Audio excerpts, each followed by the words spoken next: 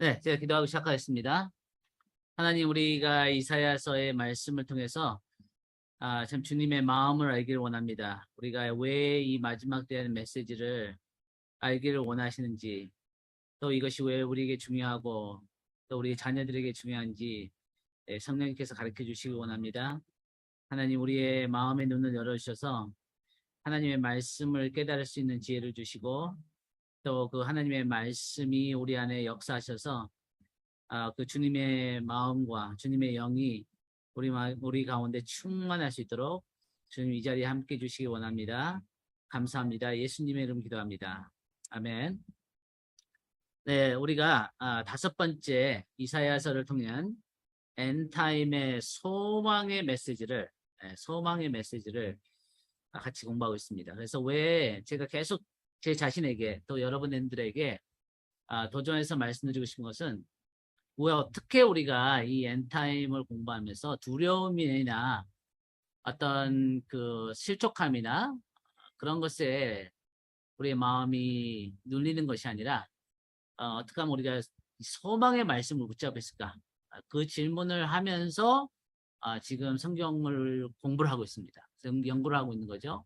그래서 여러분들에게도 제가 권면드리고 싶은 것은 이 엔타임을 공부하면서 이것이 왜 우리에게 소망이 되었까?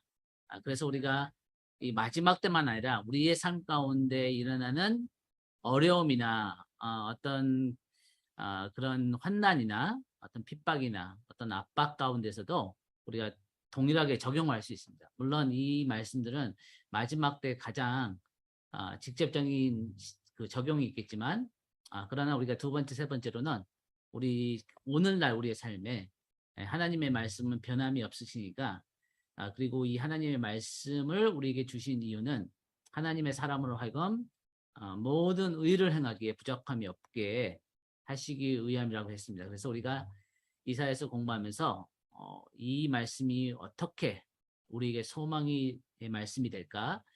그런 질문을 하고 또 그렇게 기도를 하시기를 제가 권면해 드려요.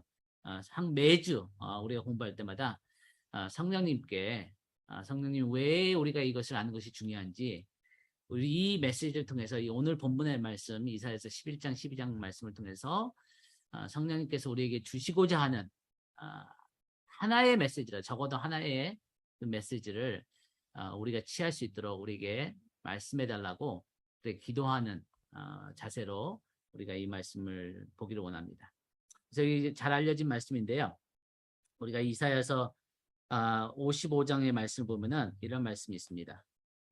이 하나님의 말씀이 얼마나 확실하냐. 하나님께서 주신 말씀은 이 예언의 말씀들이 얼마나 확실하게 성취될 것인가를 하나님께서 말씀하시면서 이사야서 55장에서 이 비와 눈이 하늘로부터 내려서 이게 비가 내리잖아요. 그러면은 땅을 적시고 나무를 적시고 식물을 적셔서 열매를 맺게 한다는 거죠. 싹이 나게 하고 파종하는 자에게 종자를 주며 먹는 자에게 이 열매를 준 것 같이 그런 것처럼 내 입의 말은 주님께서 말씀하시죠. 내 주님의 말씀은 이와 같이 헛되이 내게로 더 되돌아오지 아니하고 그러니까 성취를 한다는 거죠. 열매를 맺는다는 것입니다. 하나님의 말씀은 반드시 성취됩니다. 이 하늘과 땅이 없어진 수는 있지만 하나님의 그 예언의 말씀은 하나도 예외 없이 100% 성취되는 하나님 말씀인 것을 우리가 약속인 것을 확신하기를 바랍니다. 그래서 나의 기뻐하는 뜻을 이루며 내가 보낸 그 일을 이룬다. 형통하게 이룰 때까지 반드시 헛되이 내게 돌아오지 않겠다. 이 말씀하시죠. 그러면서 너희는 그래서 하나님의 말씀이 확실히 성취될 것이기 때문에 기쁨으로 나아가며 평안히 인도함을 받을 것이다. 그러니까 의심하지 말라는 거죠. 어떤 상황이 오더라도 우리의 인간의 눈으로 보기에는 불가능해 보이고 이 하나님의 약속이 이루어지지 않을 것 같고 한 그런 상황 가운데서도 이 믿음의 눈으로 바라보면서 소망의 눈으로 바라보면서 기쁨으로 나아가라 이렇게 말씀하시죠. 기쁨으로 나아가며 평안히 마음에 두려워하거나 불안해하지 말라는 것이죠. 그렇다면은 이것이 영원히 여호와의 기념이 되며 영영이 표징이 되어 끊어지지 아니하리라. 그러니까 하나님의 말씀이 성취된 것을 모든 사람들이 기억하고 알게 될 것이고 하나님 앞에 찬양을 하는 그것이 영원히 끊어지지 않겠다. 이렇게 이사야서 55장 10절 13절 말씀에서 하고 있습니다. 그래서 우리가 약간 복습을 좀 하고 싶은데 여러분과 함께 왜 이사야서의 말씀을 우리가 공부하는지, 그리고 아직까지 우리가 10장까지 공부를 했는데 물론 모든 장을 공부하지는 않았죠. 우리가 이사야서 2장과 3장과 4장과 그 다음에 지난주에 9장 10장을 공부했죠. 왜냐하면은 엔타임에 직접 관련이 되지 않는 장들은 우리가 건너뛰고 엔타임하고 많이 관련 있는 말씀들을 보다 보니까 우리가 2장, 3장, 4장, 그 다음에 9장, 10장, 그 다음에 오늘 11장, 12장 말씀이죠. 그래서 잠깐 복습을 좀 하면서 여러분들이 이사야가 우리에게 하고자 하는 말이 무엇인지, 메시지가 무엇인지를 좀 더 파악하고 이해하고 그 다음에 오늘 본문 말씀을 보면 좋겠습니다. 우리가 이사야서의 주요 구절들을 보면은 지금 이사야가 살고 있는 시대에 또 이것은 이 마지막 시대에 더 강하게 그리고 더 크게 이런 죄악된 모습들이 가증한 모습들이 우상을 섬기는 모습들이 전 세계적으로 있겠죠. 그래서 너의 땅은 황폐하였고 너의 성읍은 불에 탔고 너의 토지는 그러니까 지금 시리아하고 아람하고 북이스라엘하고 그 남유다를 공격하려고 오고 또 이제 아수라가 이제 북이스라엘을 공격하고 이제 좀 있으면은 바벨론이 유다를 공격하는 그런 하나님의 심판이 이미 시작됐고 진행되고 있는 이 상황인 거죠. 그래서 왜 하나님의 심판이 진행되고 있냐? 그래서 하나님께서 뭐라고 하냐면은 만군의 여호와께서 이 믿는 사람들, 하나님을 경외하는 사람들, 하나님 앞에 겸손한 사람들, 그 사람들을 남겨두지 아니하였다면은 여러분들이 생존자라는 단어를 구약에서 보면은 하나님께 충성하는 자들, 하나님 앞에 신실하게 하나님을 경외하는 자들 이렇게 해석하면은 정확합니다. 그래서 이런 자들을 하나님께서 남겨두지 아니하셨다면은 소돔과 같고 고모라와 같았을 것이다. 무슨 얘기죠? 네, 소돔과 고모라는 그 이왕불로 하나님께서 완전히 그 멸망시켰잖아요. 심판하셨죠. 그 정도로 지금 이스라엘이 이사야서가 살고 있는 시대가 영적으로 도덕적으로 매우 악하고 음란하고 어두운 그런 시대라는 것을 우리가 짐작할 수 있는 거죠. 또 우리가 계시록의 12장 말씀을 보면은 이 마지막 때 예루살렘이 소돔과 고모라와 같다 이렇게 또 말씀이 나옵니다. 계시록 12장 7절 같은데 어쨌든 우리가 그 말씀을 근거로도 마지막 때 이스라엘의 영적 상태가 매우 음란하고 그 어두울 거라는 것을 우리가 또 예측할 수 있는 거죠. 그래서 이런 상황 가운데 하나님은 지금 이사야를 통해서 왜 소망을 가지라고 말씀하시냐면은 이 땅을 하나님의 그 징계의 불로 깨끗하게 정화시키겠다는 거예요. 그래서 모든 악한 자들은 제거하시고 그 다음에 하나님께서 선택하신 백성들은 그 하나님의 징계의 심판으로 깨끗하게 하시는 불로 깨끗하게 하시는 그 과정을 통해서 이 하나님의 백성인 이스라엘과 또 우리를 향한 하나님의 그 부르심을 우리의 정체성을 반드시 이루시겠다. 여호와 열심히 이것을 이루겠다. 이런 말씀을 지금 우리에게 하고 있는 거죠. 그래서 이 이사야서 또 1장 21절에 보니까 신실하던 성읍이 지금 예루살렘을 얘기하는 거죠. 어찌하여 창기가 되었는고 굉장히 음란하게 된 거죠. 오늘날 뉴욕이나 라스베가스나 뭐 서울이나 이런 데를 보면은 이 하나님의 그 눈으로 볼 때는 너무나 음란하고 너무나 영적으로 간음한 하나님을 경외하지도 않고 하나님을 무시하는 그리고 자기의 멋대로 자기 생각하는 대로 살아가는 그런 그 부끄러운 것을 모르고 아예 그 부끄러운 것을 공개적으로 자랑하고 다른 사람들에게도 그런 죄를 같이 짓자고 이것이 비정상인 것이 정상적으로 그 언론에서도 되는 그런 시대를 우리가 살고 있다는 거죠. 그래서 이런 그 가운데 하나님께서 공의가 그 가운데 거했더니 이제는 살인자뿐이다. 그래서 하나님은 이 하나님을 경외하는 것이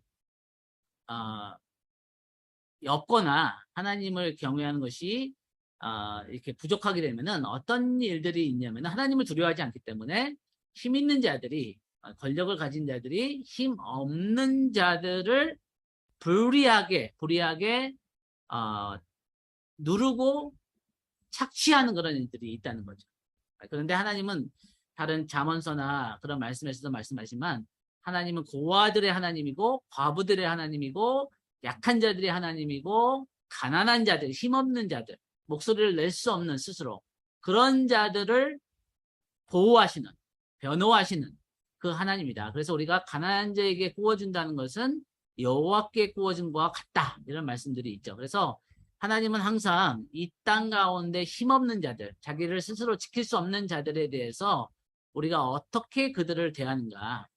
그들을 그냥 힘없는 자로 대하는 것이 아니라 그 힘없는 자들 뒤에 계시는 살아계신 하나님을 두려워하는 마음으로 공의롭게, 정의롭게, 공평하게 그렇게 대하는 것을 매우 중요하게 여기신다는 거죠.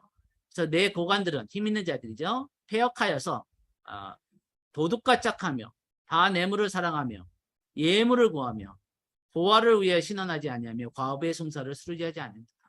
그래서 하나님이 이 힘없고 스스로 자기 스스로 싸울 수 없는 사람들을 대신해서 이 여호와 공의 하나님, 정의 하나님이 일어나시는 거죠. 그래서 이런 악한 힘 있는 자들, 교만한 자들, 그런 폐역한 자들, 횡포하는 자들을 하나님께서 공의 하나님으로서 심판하신다는 얘기가 지금 이사야가 계속 반복해서 하는 얘기입니다. 그래서 우리가 이 폐역한 자와 죄인을 하나님께서 멸망시키시고 여호와를 경외하는 것을 버린 자들, 하나님을 무시하는 자들, 하나님을 두려워하지 않는 자들을 심판하신다는 말씀을 계속해서 반복하시면서 그러한 후에 하나님께서 하나님의 공의의 심판, 불의 심판을 통해서 내가 의의 성읍이라 신실한 거울이라 다시 불릴 것이다.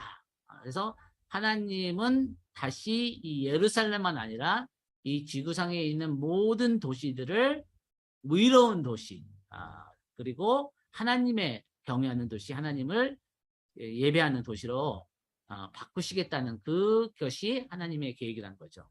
근데 이 하나님께서 어떻게 그러면은 하시겠냐면은 보세요, 여러분. 이 넘치는 공의로 하나님이 파멸을 작정하였습니다. 지난주에 우리가 봤던 이사야서 10장 말씀인데 하나님께서 어떤 만큼 이스라엘을 징계하시고 하나님 이스라엘을 심판하실 것이냐면은 너무 무서운 표현을 하시죠. 내 백성의 바다의 모래 같을지라도 엄청나게 많은 그리고 이제 이스라엘 백성들이 유다 백성들이 만약에 그들이 우리의 집을 무너뜨리면은 우리는 더 튼튼한 백항목으로 더 튼튼하게 집을 짓겠다 하는 그런 교만한 말을 할 때 너희 백성이 바다의 모래같이 많을지라도 남은 자들만 살아남아서 하나님 앞에 있을 것이다. 왜냐하면은 하나님께서 넘치는 공의로 파멸을 작정하였습니다. 왜 하나님께서 이렇게 작정된 파멸을 온 세계 중에 끝까지 행하시겠느냐? 그 목적이 그 이유가 바로 20절에 나오죠. 하나님께서 왜 그러시냐면은 그 나라 이스라엘 남은 자와 야곱 족속에 피난하는 자들이 다시는 자기를 친 자를 의지하지 않고 여기서 자기를 친 자는 아수르를 얘기하는 거죠. 이렇게 아수르나 어떤 그 시리아나 이게 하나님이 아닌 다른 강국들을 의지하는 것을 더 이상 그들이 의지하지 않고 오직 하나님, 이스라엘의 하나님, 거룩하신 하나님을 진실하게 아니면은 철저하게 전심으로 의지하는 것을 배우기까지 이 파멸을 작정하시다. 그래서 우리가 마지막 때에도 하나님께서 이 제약이 이렇게 넘치고 그런 제약이 증가하는 것을 허락하시지만 결국에는 그 제약을 정결케 하시기 위해서 심판하셔서 이 땅에 있는 제약을 제거하시기 위해서 이 마지막 때 풀어내신 것이 마지막 때 심판이라는 것입니다. 그래서 다시 한번 제가 반복하지만 이 심판은 하나님의 백성들을 향한 심판이 아니에요. 하나님의 경외하고 하나님을 믿는 신실한 하나님의 백성들을 위한 심판이 절대 아니고, 그래서 우리가 하나님의 심판을 두려워하는 것이 아니라 오히려 계시록 19장에서 나오는 것처럼 이 하나님의 심판은 의롭고 참되시다. 하나님의 심판은 모든 것이 하나님이 행하시는 일들은 공평하시고 정의로우신 것이다. 공의로우신 것이다. 라고 우리가 하나님을 찬양하는, 그리고 하나님의 심판이 풀어질 때 두려워하는 것이 아니라 오히려 기뻐하는. 그래서 예를 들면 히틀러가 독일에서 또 유럽에서 그럼 많은 그 핍박을 하고 압박을 했을 때 그 연합군들이 일어나서 이제 그 프랑스에 있는 사람들을 또 유럽의 다른 나라들을, 독일에 있는 사람들을 이렇게 잘했을 때 그 백성들이 거리에 나와서 환호를 하면서 막 노래를 부르면서 축하하면서 감사하면서 했던 그런 D-Day 같은 날이죠. 그래서 하나님의 이 심판은 우리가 두려워할 것이 아니라 우리에게는, 믿는 자들에게는 매우 기쁜 날이 될 것이다. 그런 말씀을 하는 거죠. 그래서 이 시온이 정의로 구속함을 받고 그 들어간 자들을 공의로 구속하는 것이 마지막 때 하나님의 심판의 목적이다 라고 이사야서 1장 20절을 말씀하시죠. 또 이사야가 26장 9절에서 이렇게 얘기를 합니다. 밤에 내 영혼이 주를 사모했은즉 내 중심이, 내 심장이 주를 께 간절히 구하오리니, 뭐 때문에 이 이사야가 잠도 못 자고 밤새도록 하나님 앞에 간절히 바라는 것이 있다고 얘기를 하는데, 그것이 뭐냐면은 주께서 땅에서 심판하시는 때에, 그 이사야 시대 때도 그렇고 마지막 때도 그렇고 하나님께서 이 땅 가운데 심판을 행하실 때 어떤 결과가 있을 것이냐면은 세상에 있는 모든 사람들이 의를 배울 것이다. 공의가 무엇인지, 정의가 무엇인지, 하나님은 살아계시고 하나님은 모든 것을 보고 계셨고 하나님은 오래 참으시지만 영원히 참지 않으시고 정하신 그날에 모든 악한 자들을 반드시 그리고 철저하게 심판하신다는 것을 모든 사람들이 알게 될 거라는 거죠. 그래서 아까 봤던 것처럼 이스라엘의 이런 악한 자들, 하나님을 두려워하지 않는 자들, 교만한 자들을 향해서 이 정직한 자들, 의로운 자들이 마음이 힘들어하고 이렇게 억울해하고 하나님 앞에 언제 주께서 이들을 심판하시겠나이까 하는 그 부르짖음에 대한 이 응답이 이 하나님께서 행하시는 마지막 때 심판이라는 거죠. 그런데 이 하나님의 심판을 이 땅 가운데 이행하시는 분이 누구냐? 그분이 메시아라는 거죠. 이 이사야는, 그래서 제가 지난 번에도 반복했지만 이사야가 5번째 복음이다. 마태, 마가, 누가, 요한복음, 이 4복음에 더해서 5번째 복음서라고 불리는 이유가 메시아에 대한 말씀이, 예언이 구약에서 가장 많은 책이 이사야이기 때문이라고 그랬죠. 그래서 이사야는 누구보다도 이 하나님께서 선택하신, 이 하나님께서 이 땅 가운데 하나님의 공의의 심판을 이행하시고 이 땅에 하나님의 그 평화의 나라, 영원한 하나님의 정의의 나라를 세우시는 그분에 대해서 초점을 두고 있습니다. 그래서 이 메시아에 대한, 이 예수 그리스도에 대한 예언의 말씀이 엄청 많다는 거죠. 그래서 우리 이 땅 가운데 하나님의 정의의 심판이 풀어지고 이 땅에 하나님의 영원한 평화와 공의의 나라가 세워지는 그 소망의 중심에는 메시아이신 예수 그리스도가 있다는 거죠. 하나님의 기름 부음 받으신 방백들이 정의로 다스릴 것이며 말하는 자의 소리여 외치되 대답해 내가 무엇을 외치리까? 모든 육체는 풀이요. 그러니까 무슨 얘기냐면은 이 땅에서 자기 자랑하고 돈이 있고 권력이 있고 뭐 어떤 사회적 위치가 있고 해서 잘난 척하고 교만하고 하나님을 무시하고 이런 그 불의한 일들을 행하는 억압하는 일들을 행하는 자들은 결국 다 불타버릴 거라는 거죠. 그리고 그들이 자랑하는 모든 그 자랑들, 그런 것들도 다 불타버릴 거라는 거예요. 그래서 풀은 마르고 꽃은 시들고 다 없어질 것이고 소멸될 것이지만 여호와의 그 말씀은, 우리 하나님의 말씀은 영원히 서리라. 우리가 잘 아는 말씀이지만 여러분, 우리가 이 이사야 40장 나중에 공부했지만 마지막 때에 대한 말씀이 이 이사야 40장의 주된 메시지라는 거예요. 이것을 우리가 다른 우리의 지금의 삶이나 또 이사야 시대 때나 그때도 더 적용할 수 있지만 주된 이 이사야 40장의 내용은 마지막 때 이 여호와의 열심히 여호와의 기운이 그 모든 이 땅에 교만한 자들과 하나님을 경외하지 않는 자들을 불살라버리는 그 말씀이 주요 요점이라는 것입니다. 그래서 하나님의 말씀이 영원하다는 것은 뭐냐면은 아까 얘기했던 것처럼 반드시 하나님은 하나님의 말씀을 이루실 것이고 하나님의 심판을 이루실 거라는 거죠. 공의 나라를 이루신다는 거죠.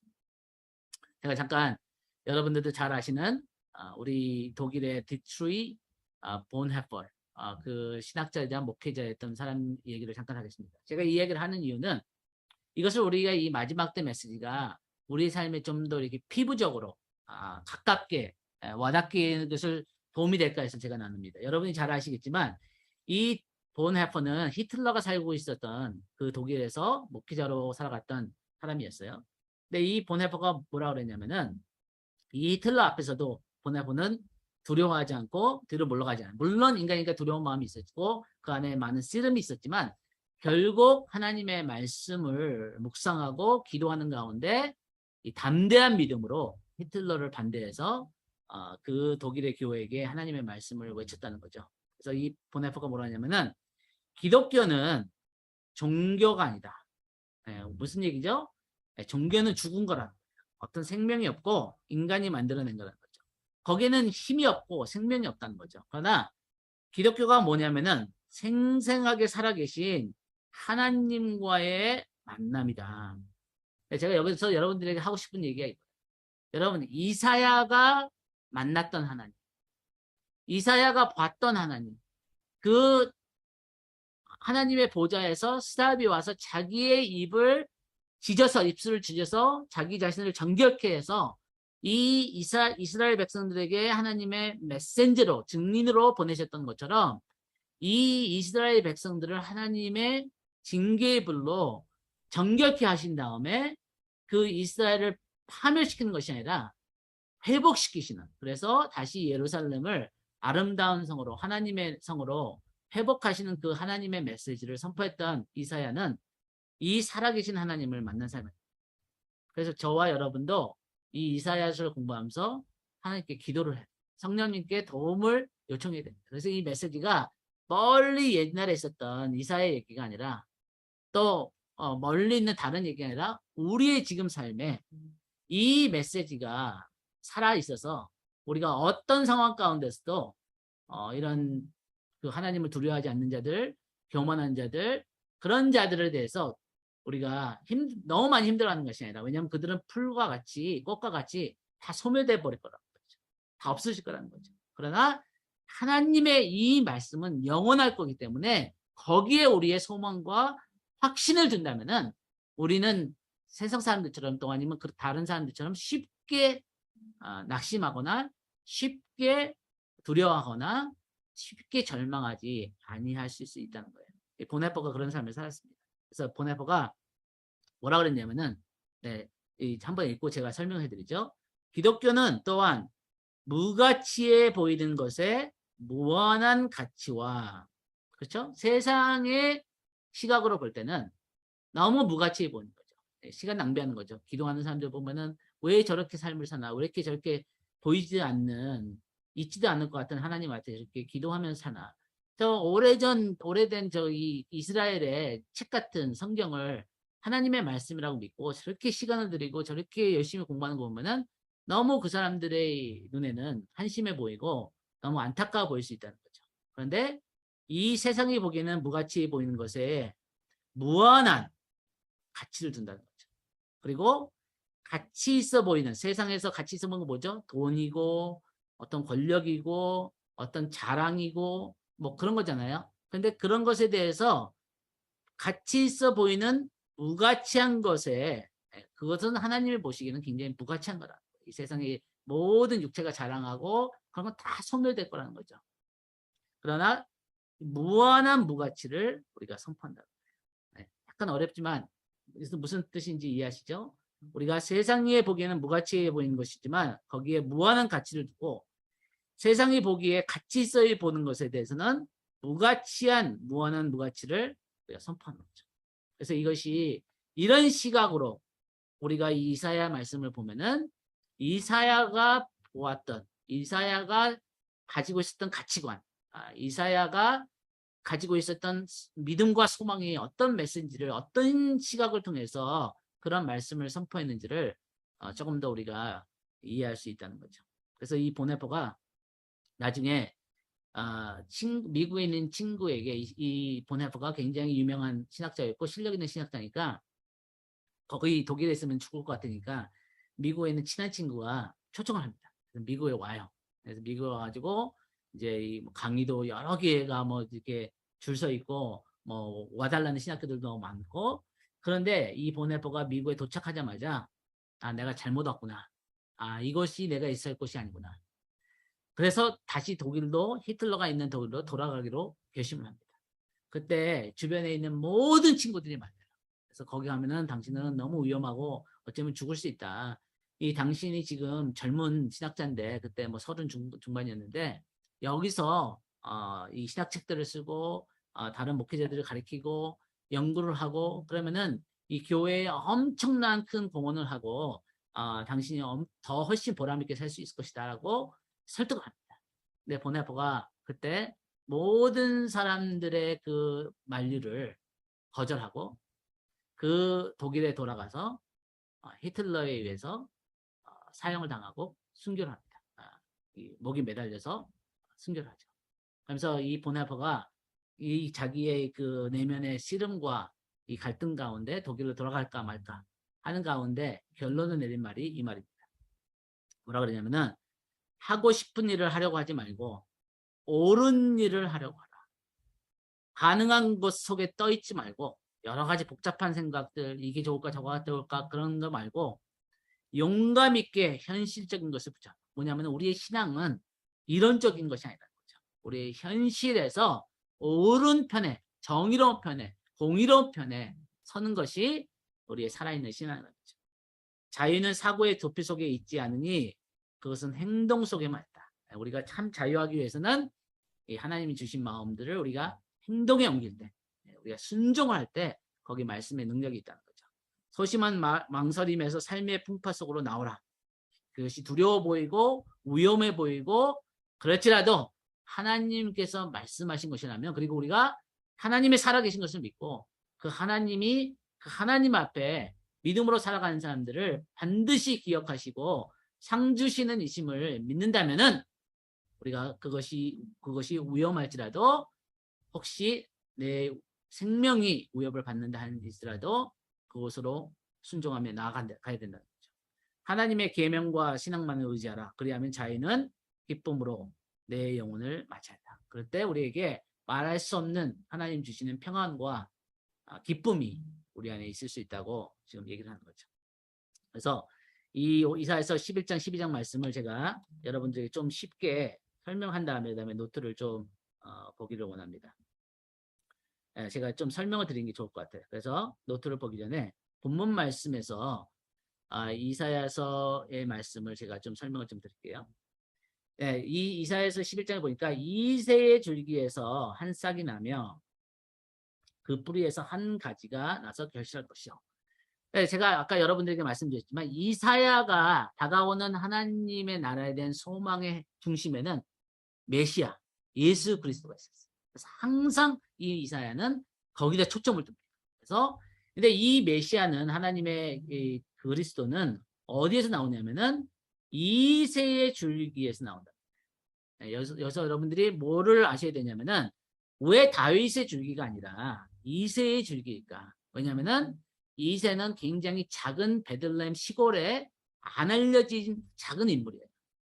그런데 다윗은 이스라엘 이때 이사야 시대에서는 굉장히 한 300년 전이었으니까 굉장히 이스라엘 역사 가운데 가장 위대한 왕이었잖아요. 하나님께서 여기서 이사야 통해서 주시고자 하신 말씀은 뭐냐면은 아주 보잘것없고 아주 작고 저 소망이 없어 보이는 그런 상황에서도 이 하나님의 이 가지 같은 줄기 같은 이 한 싹이 나은 것을 보라는 거예요. 절대 절망하지 말라는 거예요. 소망이 없어 보이는 상황이라 할지라도 절대 절망하지 말라는 거예요. 왜냐면은 이새의 줄기에서 이 하나의 싹이 나는데 그 뿌리에서 한 가지가 나서 결실할 것이다.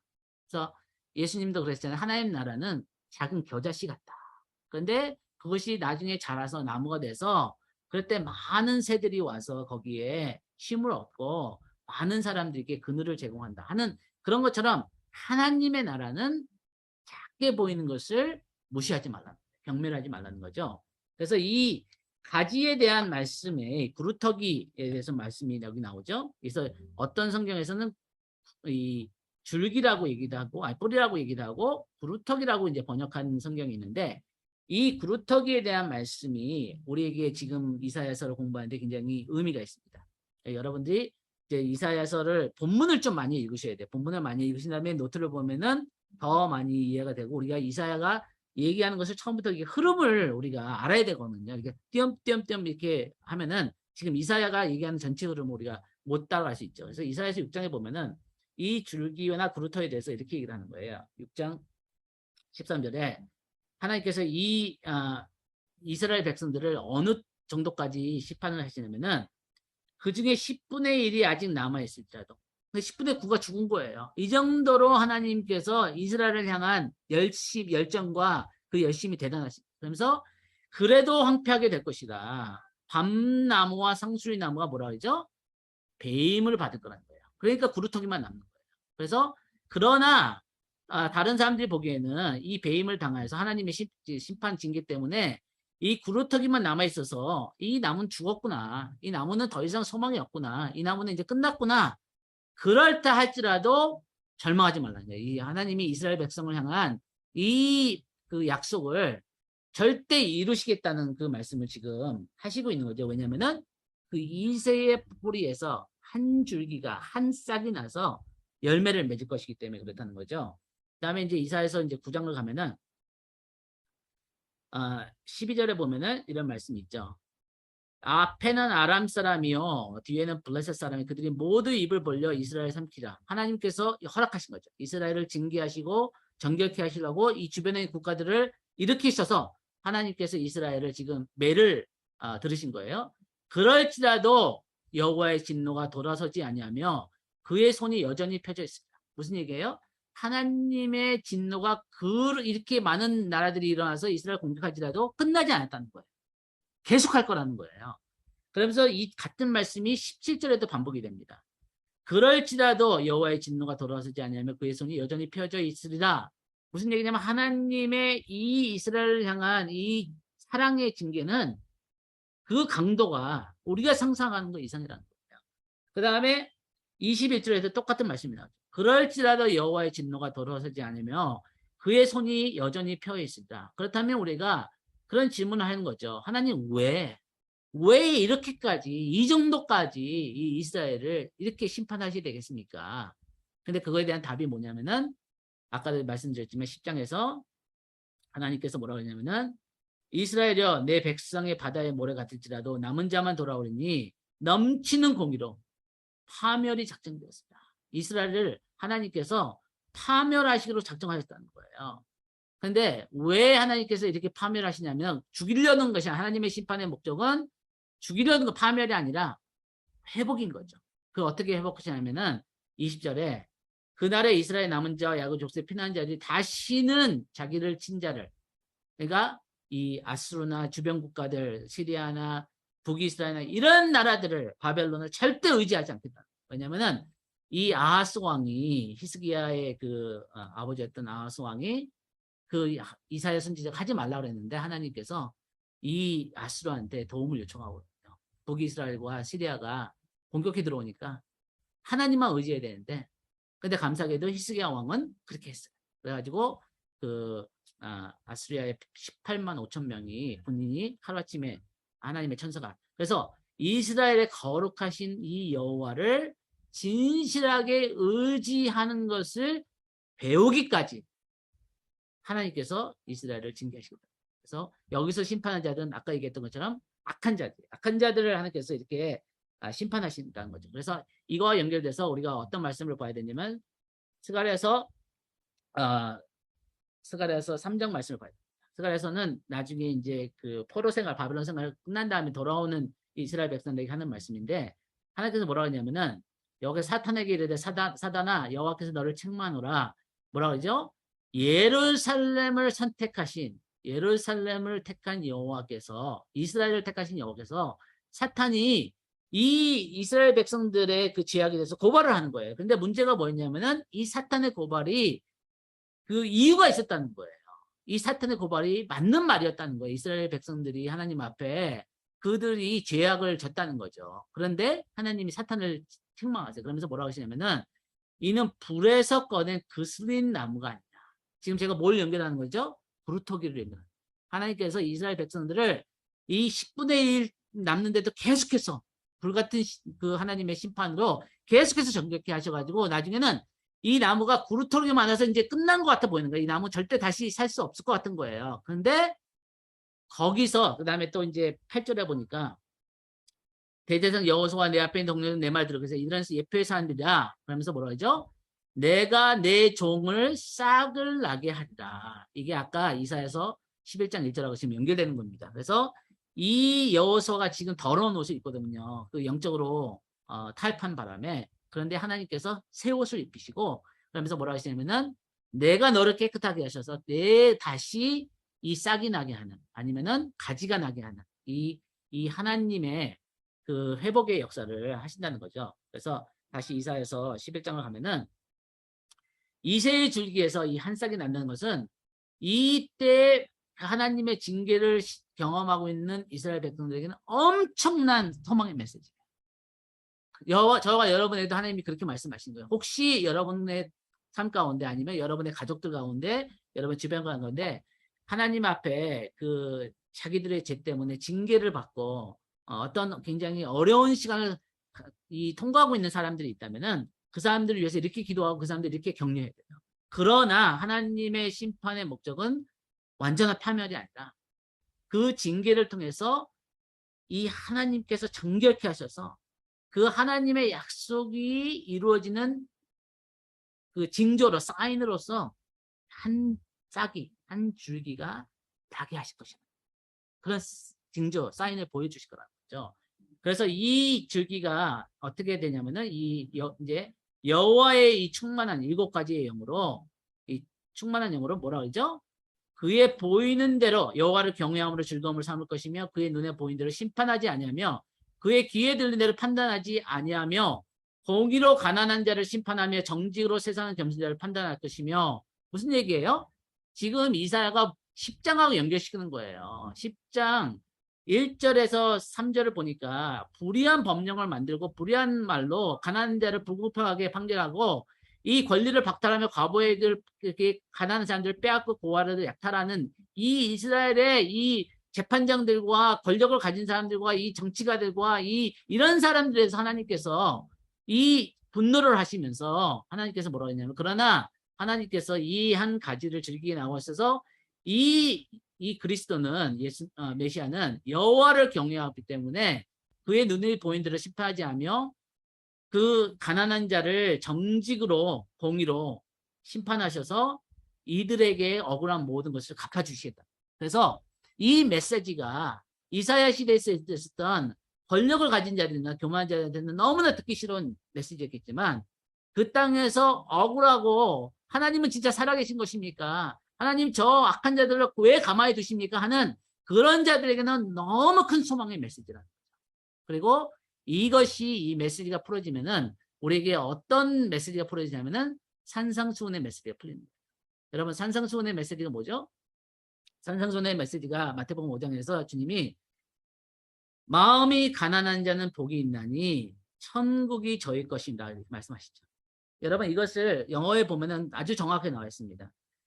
마음이 가난하기 때문에 천국이 저들 것이 아니라 천국이 저들의 것이기 때문에 마음이 가난한 거예요. 네. Blessed are the poor, for theirs is the kingdom of heaven. 그러니까 for를 갖다가 because로 바꾸시면 돼요.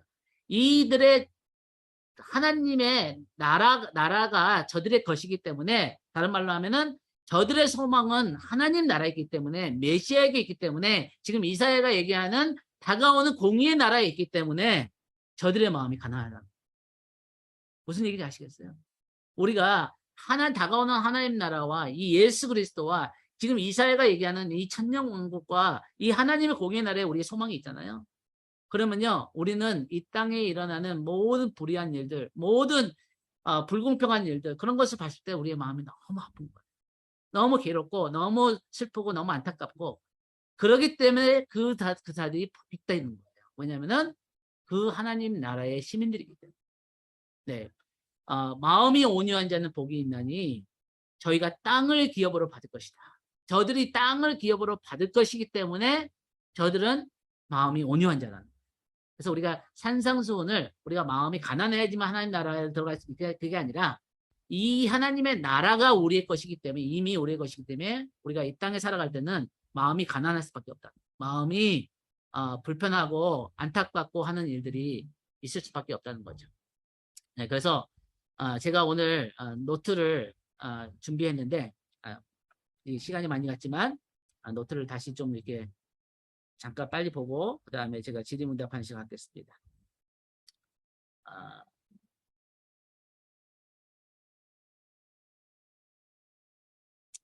네, 11장을 제가 잠깐 설명을 드렸던 게 뭐냐면 본문을 보시라는 거예요. 본문을 보고 그 전에 나왔던 장들과 이사야서의 다른 장들과 비교해 보실 때 이 성경이 이제 연결이 되고 성경이 성경을 해석하게 되고 그러는 거지. 우리가 이 11장 12장만 보면은 너무 이 문맥 구조를 오해할 수 있다는 거죠. 그래서 11장 12장에서 2장에서부터 4장의 말씀하고 비슷한 구조가 되는 거죠.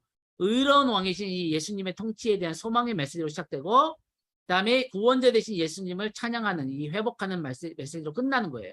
그 중간에는 하나님께서 이 모든 민족에게 하나님의 그 심판을 풀어내시고 구원을 나타내시는 메시지가 항상 이런 식으로 되는 것입니다. 그래서 책의 앞표지와 책의 뒷표지가 소망이고 이 중간에는 이 하나님의 심판의 메시지가 있다는 거죠.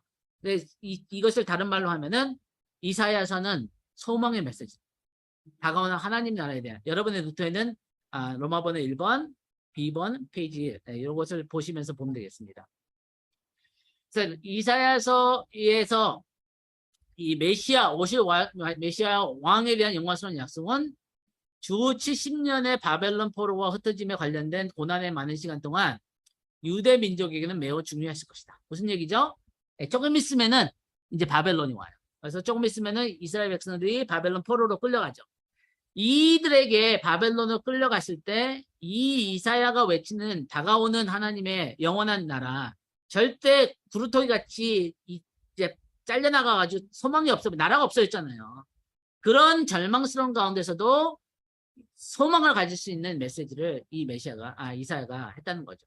그래서 마지막 때도 똑같을 거예요. 예수님이 재림하시기 전에 이 예루살렘 이스라엘을 위로하기 위해서 우리가 이 메시지를 배워야 되는 목적 중에 하나인 거죠. 우리가 여러분 이스라엘을 이 장자이기 때문에 제가 지난주에도 설명했지만 하나님께 받은 특권들이 있어요. 그 하나님이 이스라엘 아브라함에서부터 시작해서 이스라엘에게 십계명을 주시고 이스라엘에게 하나님의 모든 영광과 그 기적들을 행하시고 애굽의 10가지 재앙을 행하시고 엄청난 선지자들을 보냈어요. 한 50명의 선지자들을 한 400년 동안 보내셨어요. 그러니까 거의 평균 8년마다 그 선지자 한 명씩을 보내신 거예요.